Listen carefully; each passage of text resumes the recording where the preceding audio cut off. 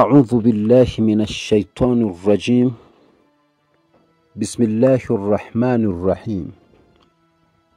الحمد لله رب العالمين يا ربي، والصلاة والسلام على أشرف الأنبياء والمرسلين. أما بعد. Ama baada ya kumshukuru Allah jalla fi'ala na kumtakia rehma kipenzi wa umma Mtume Muhammad sallallahu alayhi wasallam. Ama ndugu zangu, katika siku hii ya leo biidhnillahil karim, hebu twende tukatazame kisa hichi kidogo cha huyu Abdur Razzaq ambaye yeye Mwenyezi Mungu alimfungulia kupata mali, riziki ya kutosha pamoja na pesa za kutosha kupitia dua hii ambayo aliyokuwa akiifanya, na kupitia tukio hili kubwa kabisa ambalo alilolifanya. Kwa hali hii, yani dua hii pamoja na tukio hili, iwe ni funzo kwetu sisi ambao tunahitaji mali, tunahitaji pesa na tunahitaji kuwa na riziki nyingi katika maisha yetu. Hebu twende moja kwa moja katika kisa cha kijana huyu ili tuende tukajifunze jambo, na jambo hili litatufaa sana katika maisha yetu na kujenga maisha yaliyokuwa mazuri katika uzuri wa kupata mali, fedha pamoja na riziki. Moja kwa moja tunakwenda kumsoma mwanachuoni ambaye ametutengenezea kisa hichi kilichotokea, kisa sahihi kabisa. Na sasa tumekuwa ni watu wa kuleta visa vya matukio ya kweli ili watu waweze kupata mazingatio juu ya kile ambacho kimekuwa kikifanyika katika zama zilizopita. Kana hunaka rajulun faqirun yusamma Abdur Razzaq. Alikuwa huko mtu fakiri kabisa asiyekuwa na kitu, yusamma Abdur Razzaq, jina lake alijulikana kama Abdur Razzaq. Kana yaishu fi qaryatin saghira.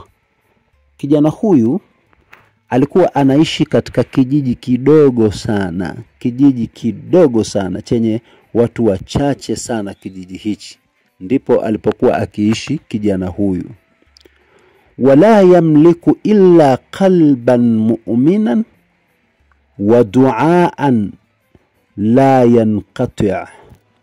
Kijana huyu alikuwa hana anachokimiliki isipokuwa moyo wenye amani, moyo wa kiumini pamoja na dua zisizokwisha. Kijana huyu alikuwa anapenda sana kuwa ni moja ya watu wenye kufanya dua.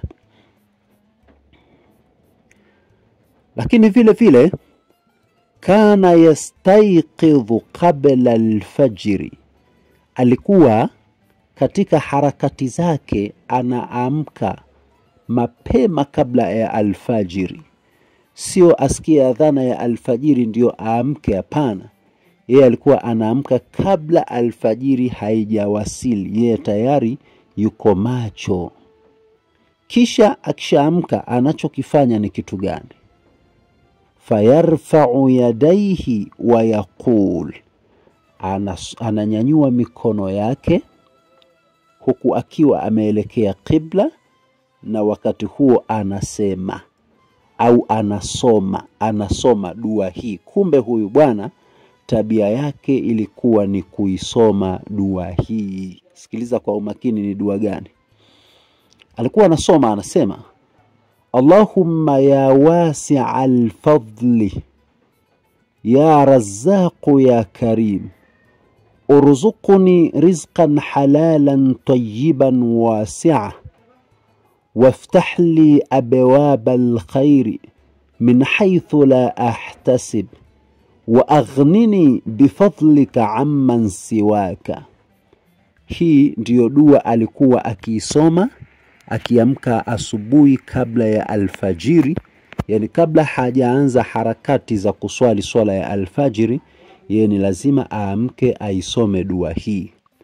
Na dua hii alikuwa akiisoma mara 21 kila siku kabla ya alfajiri. Tunairudia tena, inasema: Allahumma ya wasi'al fadli ya razzaqu ya karim urzuqni rizqan halalan tayyiban wasi'a waftah li abwabal khairi min haythu la ahtasib wa aghnini bifadlika amman siwaka.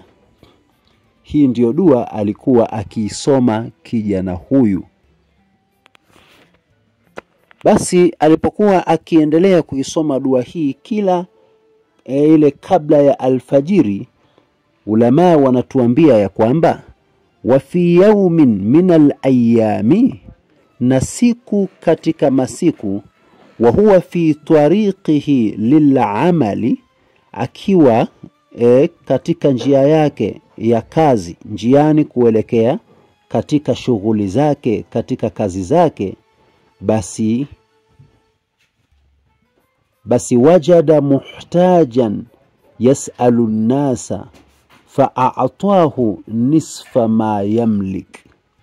Huyu bwana alikutana na mtu ambaye anaomba msaada njiani, akiwa yeye anafanya harakati kubwa sana za kusoma dua zake kabla ya alfajiri. Lakini siku moja katika matembezi yake, katika shughuli zake njiani, anakutana na mtu ambaye yule mtu anaomba msaada, anatakiwa kusaidiwa. Basi huyu bwana anasema fa'atahu nisfa ma yamlik, akampa nusu ya kile alichokuwa nacho siku hiyo. Yani kama alikuwa na 10,000 basi akampa shilingi 5,000. Kama alikuwa ana 5,000 basi akampa 2,500. Kwa hiyo kwa ile pesa aliyokuwa nayo siku hiyo, akampa yule omba asiyekuwa na kitu nusu ya kile alichokuwa nacho anakimiliki kwa wakati huo. Faqala lahu ba'dhu an-nas, baadhi ya watu walioliona tukio hili wakasema kumwambia, maana wanamfahamu, wakamwambia: anta faqir, wewe ni mtu fakiri kabisa, maskini, huna kitu. Falima tasaddaq, sasa vipi unatoa sadaka wakati wewe tunakujua ni mtu fakiri, mtu maskini, huna lolote, huna mbele wala nyuma, ulichokipata badala ukatumie na familia yako, nawe unatoa sadaka. Kwa nini tusitoe sadaka sisi watu wenye pesa zetu, watu matajiri? Lakini sisi tumekaa hatuna mpango huo, ila wewe na umaskini wako eti unakwenda kutoa sadaka. Vipi? Wanamuuliza. Basi fabtasama waqal, yule bwana akatabassam kidogo, kisha akasema: inna Allaha la yatruk man wathiqa bihi, ya kwamba hakika Mwenyezi Mungu hamwachi yule anayemtegemea. Hilo ndilo neno ambalo alilolitoa, ndiyo kauli yake aliyoisema. Basi wama hiya illa ayamun qalila, hazikupita siku nyingi, fafataha Allahu lahu abwaban, Mwenyezi Mungu akamfungulia milango huyu jamaa, lam yakun yatawakkauha wa rizqan wasi'a min haythu la yahtasib.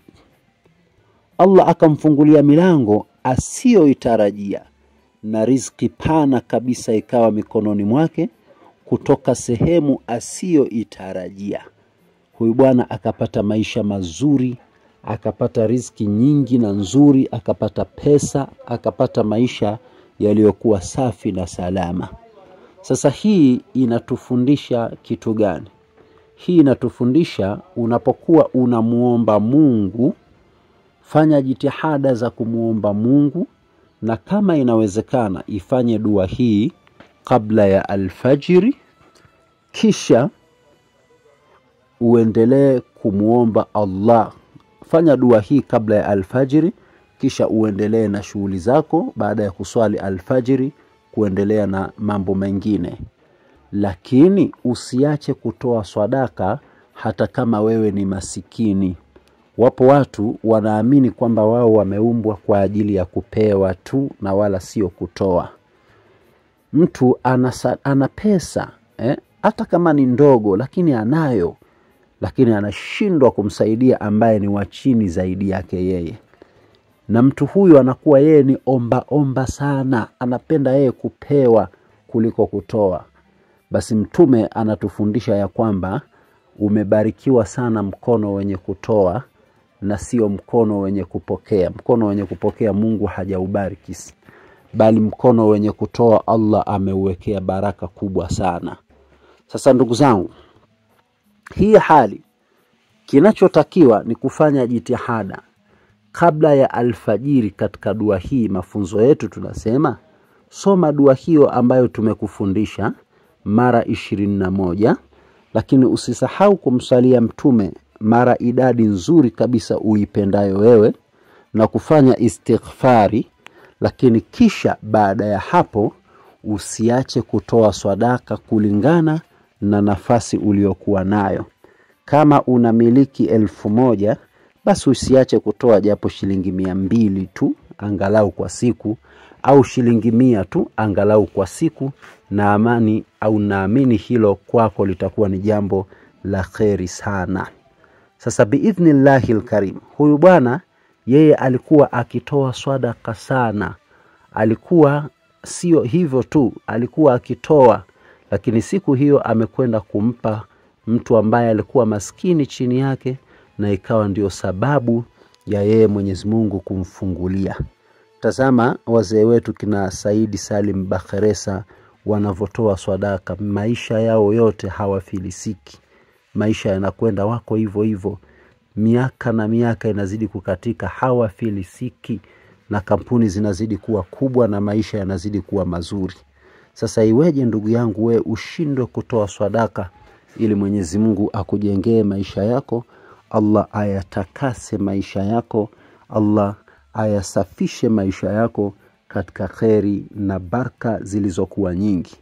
Walillahi alhamdu. Tunakuomba wewe ambaye unasikiliza kipindi hichi, basi fanya juhudi za kuhakikisha unafanya dua hii na unatoa sadaka, ili Mungu akupe hitajio la nafsi yako na kukurekebishia maisha yako.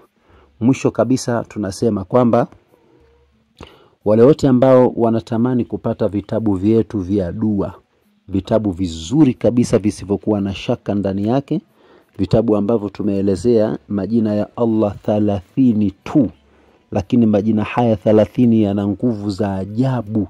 Tumekuwekea siri kubwa kabisa, yani jina tumekuchambulia jina moja lina idadi gani, uzito gani, linatumika saa ngapi, siku gani, kila kitu tumekuchambulia. Majina 30 tu. Utatoa sadaka yako ndogo ambayo ni sadaka ya shilingi 15,000. Utatumiwa kitabu katika WhatsApp yako, utaenda kukiprint kama utapenda, na ukipenda pia utakisoma humo humo katika simu yako. Inshallah, na kuomba ewe ndugu yangu ambaye umekuwa mstari wa mbele kufuatilia vipindi vyetu, walillahi alhamdu, usiache kusubscribe katika channel yetu, usiache kushare na ndugu zako wakapata kujifunza mambo mengi katika channel yetu. Na mwisho kabisa tunatangaza grupu la WhatsApp, ambalo grupu hili litakuwa ni grupu la Turiyu, na ni grupu ambalo tunalianzisha rasmi kwa ajili ya kufundisha elimu mbalimbali za masuala mbalimbali ya dua. Walillahi alhamdu. Kwa yoyote ambaye anatamani kuwepo katika grupu hilo, tuma namba yako ya simu katika namba hizi unazoziona hapa, namba zetu, nasi tutakuunga katika grupu na utakuwa unapata elimu za dua tofauti kila siku iendayo kwa Allah. Mwisho kabisa ulikuwa nami ndugu yako al-akh Ustaz Muhammad Kundia Uncle K. Wal-afwa minkum, wassalamu alaykum wa rahmatullah wa barakatuhu.